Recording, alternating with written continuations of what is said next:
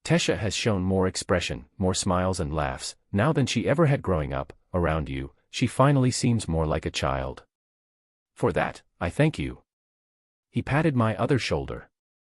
This was the first time Grandpa Virion ever initiated physical contact with me besides sparring, which caught me by surprise.